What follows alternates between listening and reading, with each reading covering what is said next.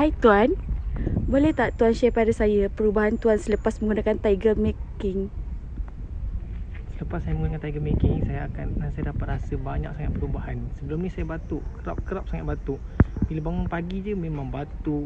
Malam lagi lah sebelum nak tidur, lagi-lagi lepas mandi, sikit-sikit batuk, sampai macam sesak nafas. Tapi lepas saya guna Tiger Making ni, saya dapat rasa banyak sangat perubahan.